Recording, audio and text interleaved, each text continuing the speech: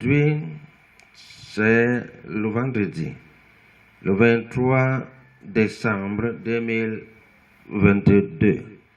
Réunion avec les hommes d'affaires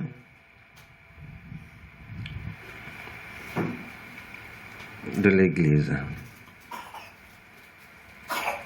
Les hommes d'affaires, les travailleurs. On va commencer par nous parcourir d'abord qu'est-ce que le business. Et le 2, pourquoi Dieu déteste la pauvreté et d'où s'est située la pauvreté dans l'homme. Et le 3, on va parcourir la Bible pour voir les hommes d'affaires et les femmes d'affaires dans la Bible. Et le 6, qu'est-ce qu'il nous faut pour demeurer dans les affaires. Parce que c'est facile de commencer, même difficile de commencer, mais facile d'arrêter.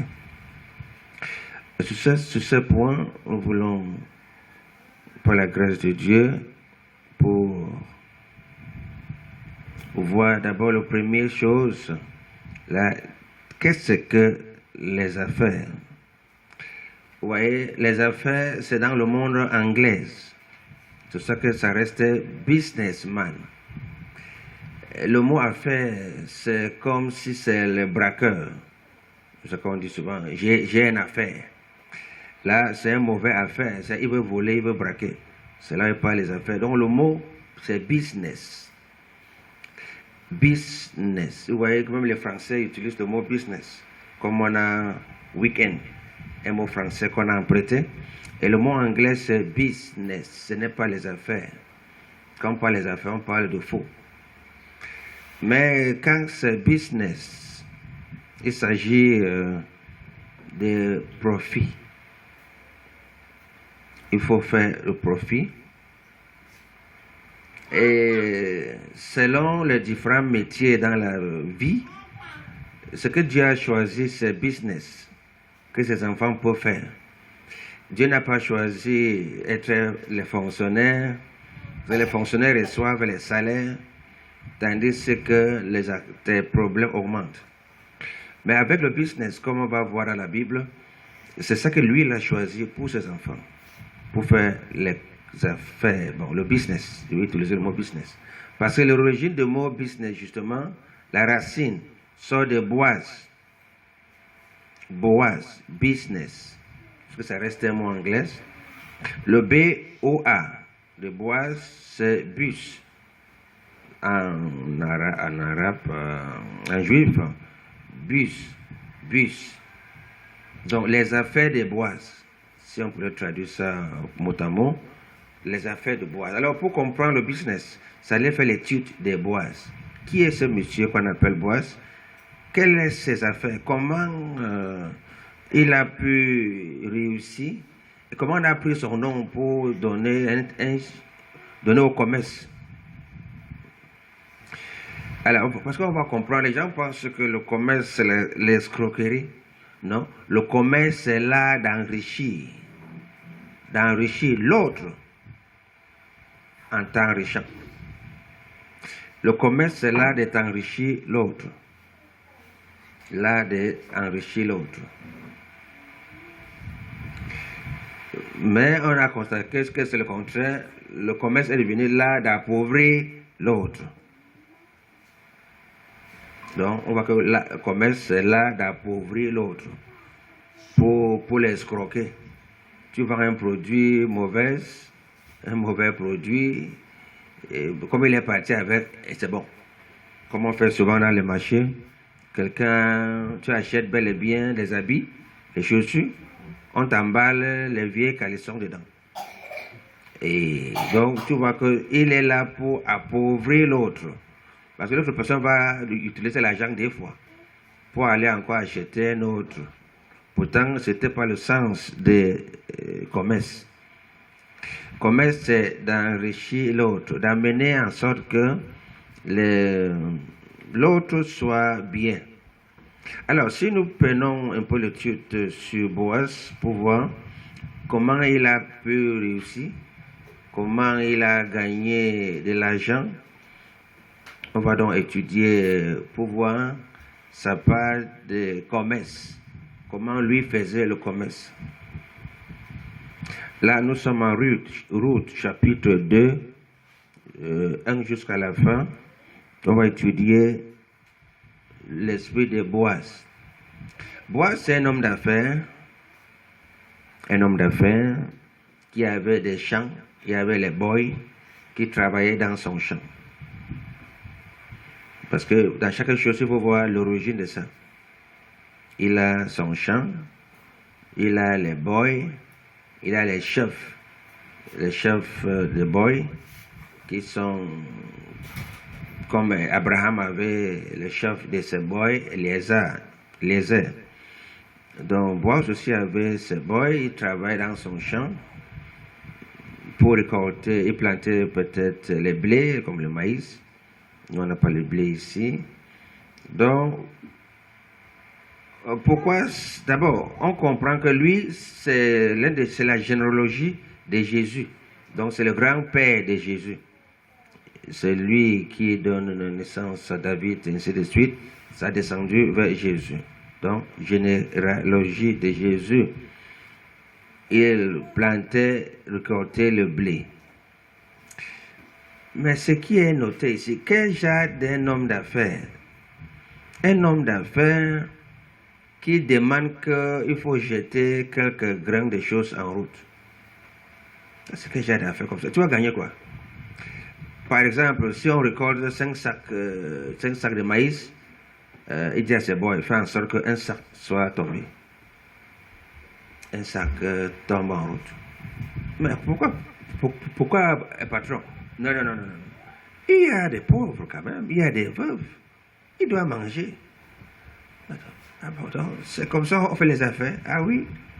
Parce que qui va les nourrir? Les veuves là. N'est-ce pas Dieu dit que c'est moi le père des veuves? Donc il va jeter ça à terre, ça tombe. C'est comme ça, ça va tomber. Dans mes affaires, je laisse tomber un sac. Dans mes affaires, je laisse tomber des grains. Vous voyez, c'est les grains qui ont tombé. Mais là, quand on a vu ce que Ruth a ramassé, c'est des sacs. Donc, c'est là où, vous savez, les business, c'est les Juifs. C'est eux qui commencent, qui connaissent les affaires de business. Et c'est là dont ils ont compris que si on prend l'idée de ces messieurs, on sera riche. Et dis-moi dans le monde, tous les pays les plus riches, c'est Israël. On a dit parce que Dieu les bénit. Non. Parce qu'il connaît le principe. L'argent vient à partir d'un principe. Alléluia. Donc, d'abord, tout ce qu'on fabrique dans le monde, ventilateur, c'est les Juifs. NASA, Juifs, tout. Donc, ils savent. Mais aujourd'hui, pourquoi on fait les affaires, on tombe? Parce qu'on veut ruiner, escroquer, même les impôts même. On ne paye pas. Tu vois, donc c'est le commerce qui enrichit le pays, enrichit les veuves, enrichit les pauvres. Mais au contraire, quand le pauvre arrive, il dit que ça, on vend l'eau là à combien? 350? Oh, monsieur, j'ai 300. Je n'ai pas 50. Va débrouiller. Ah. Mais mon bénéfice, c'est quoi? Mon bénéfice, c'est 50. Je donne ça, que je vais gagner quoi? Non. 350 au tout part. Donc voilà un pauvre que tu es en train de le chasser. Et donc, qu'est-ce qui est la suite? Qui nourrit les pauvres? C'est Dieu. Dieu t'a envoyé là-bas pour lui donner le 50 francs là. Comme tu n'as pas de contribution dans tes affaires.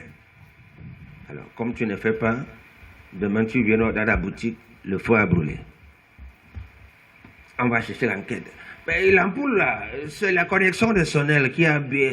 Qu'est-ce qui a fait que le marché s'est pris feu? Non. Dieu t'a placé là pour s'occuper de cette pauvre-là.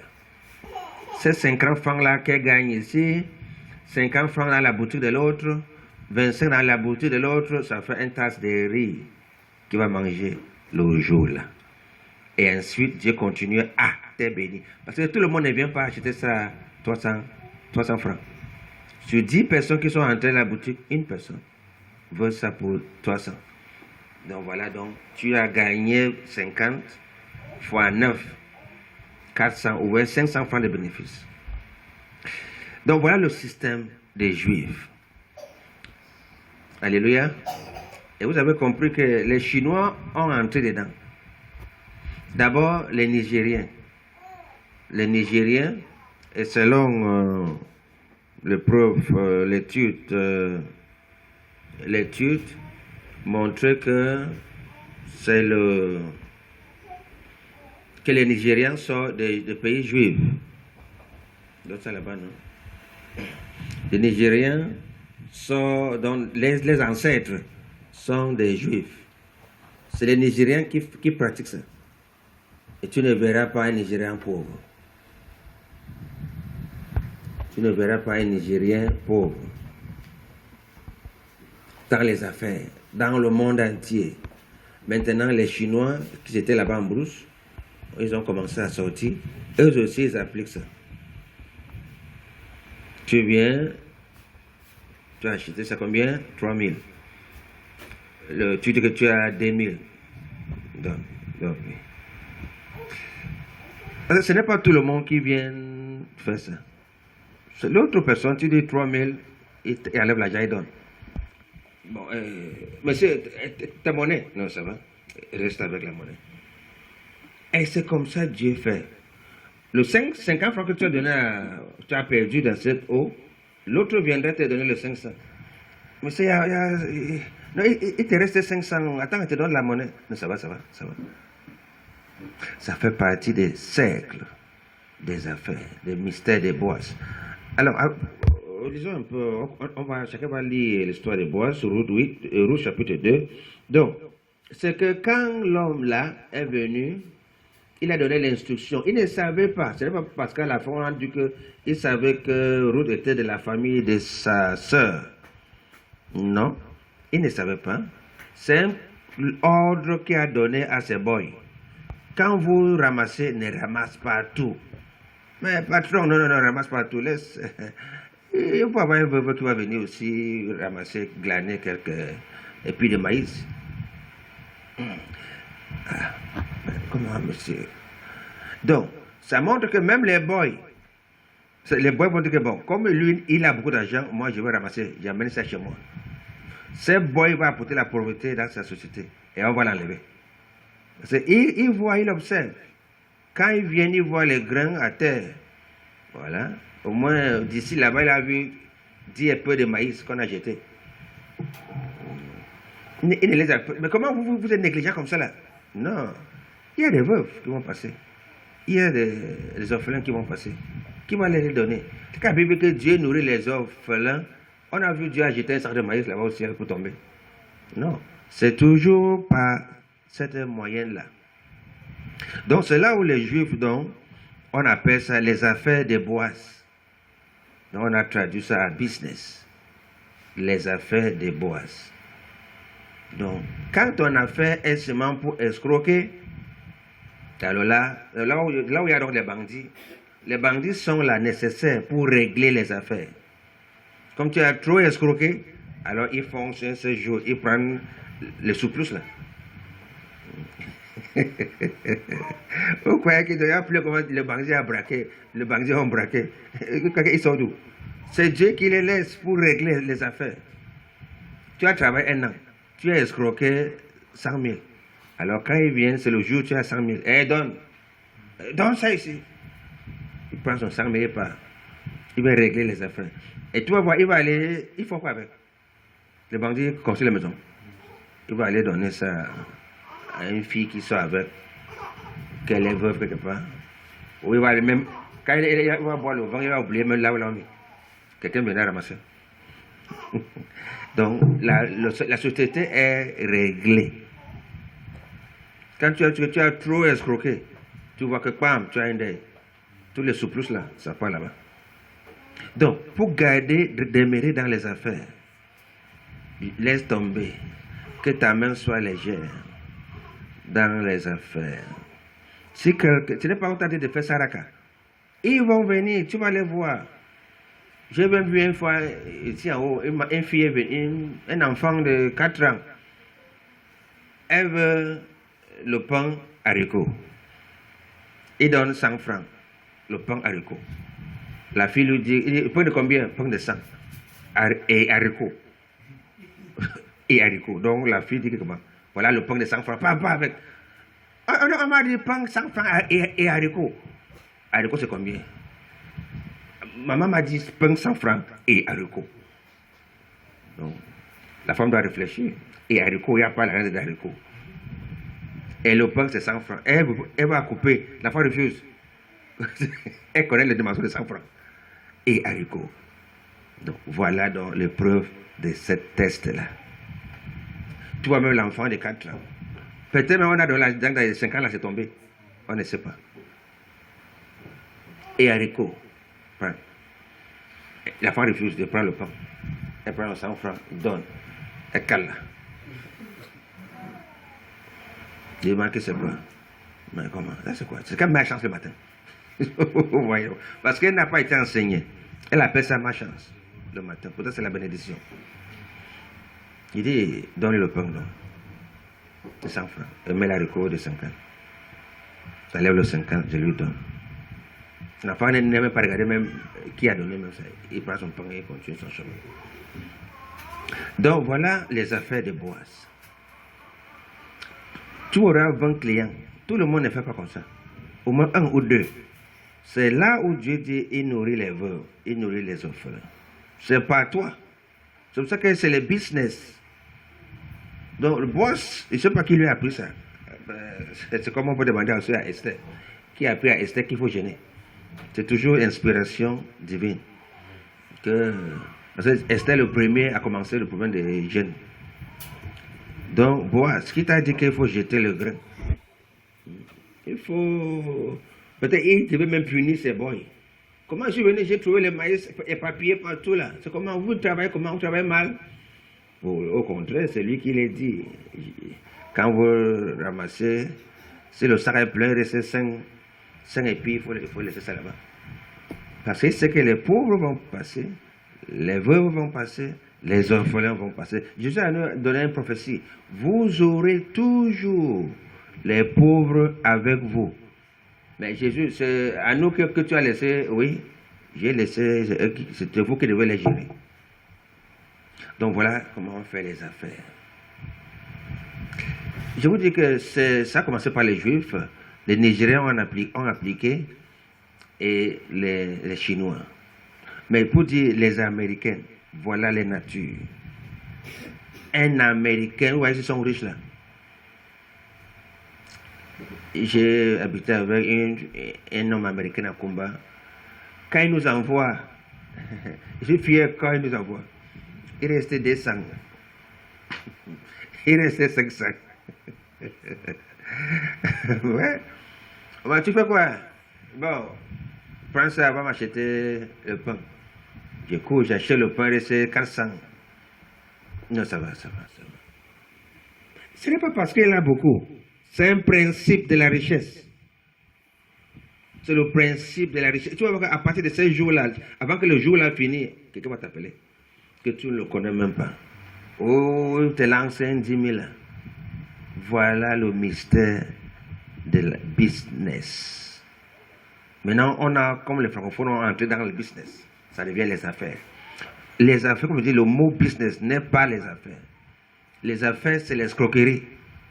Quand quelqu'un vole un téléphone, gars, j'ai une affaire. C'est différent de business. Business, tu gagnes et tu laisses l'autre aussi gagner un peu.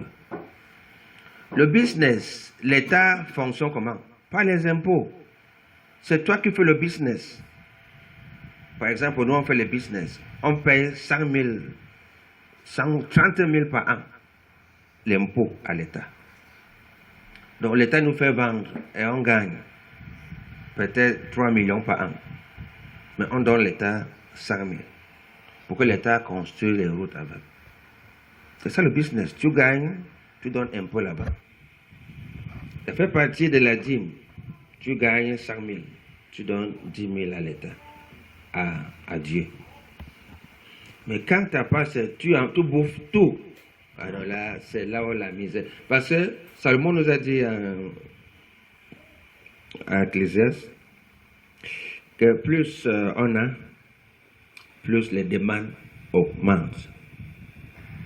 Donc ne dis pas que si j'aurais 1 million par mois, 1 million par mois, je vais faire l'argent, je vais l'argent.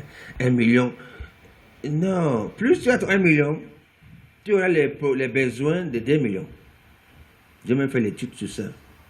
Pour dire qu'il y a toujours 25% qu'on doit te donner pour que le mois finisse. 25%. C'est-à-dire, peut-être tu as 100 000. Tu as un besoin, il te faudra 125 000 pour finir le mois. Mais ton salaire, c'est 100 000. Tu vas pas le 25 000 là-haut. Dieu va te donner avant la fin du mois. Donc, il va te donner comment? Quand tu vois que tu t'es occupé des pauvres, des veuves et des orphelins. Donc, ce que le monde aujourd'hui ne comprend pas, d'autres ont compris ça, mais ils pensent que il faut ramasser les pauvres. Ramasser tous les pauvres, tu les gardes à SOS, orphelinage, orphelinat, pensant que c'est là-bas on va régler les affaires. Non, le pauvre va démérer et va mourir. C'est un statut que Dieu lui a donné.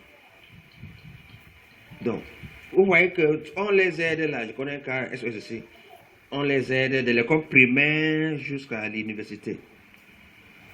Mais quand il va sortir avec sa licence, il trouve le travail, il ne va rien faire avec. C'est pourquoi il demeure toujours pauvre. Donc, laissez-les dans les états. La chose que tu peux leur faire, c'est de faire comme Boaz faisait là. Parce qu'ils aimaient mendier. Ils aimaient quémander. C'est dans leur sang. Ne dis pas qu'il faut que j'aide le pauvre aussi pour qu'il devienne bon. Il va se lever contre toi. Et là où les gens disent que je n'aide plus les gens. Je n'aide plus les gens, comment? Voilà le garçon que j'ai aidé, je l'ai envoyé à l'école. Voilà ce qu'il est venu voler mon terrain. Bon, mon frère, qui t'a dit de le faire? Il y a des riches, il y a des pauvres. Personne ne peut traverser l'autre camp. Jésus avait dit, vous aurez. Il n'a pas dit que, bon, comme après un temps, vous aurez les pauvres, après les pauvres vont finir. Non, non, non. C'est un esprit. Parce que le diable fait quoi? Le but du diable, c'est pour nous appauvrir. Il ne peut pas nous empêcher d'aller au ciel. Qu'on ne vous trompe pas. Le diable n'a pas la capacité de nous empêcher d'aller au ciel. Impossible. Mais son travail, c'est de nous appauvrir. Quand vous êtes pauvre, donc, là où vous allez chez lui demander les aides. Maintenant, il donne ses conditions. Il faut que tu sois pédé, tu sois lesbienne, tout ça. Donc, si c'est que le diable m'empêche d'aller au ciel, il ment. Qu'on ne vous dit pas ça, il ne peut pas. Car nous sortons du ciel et nous rentrons du ciel. Donc, le diable n'a pas cette capacité.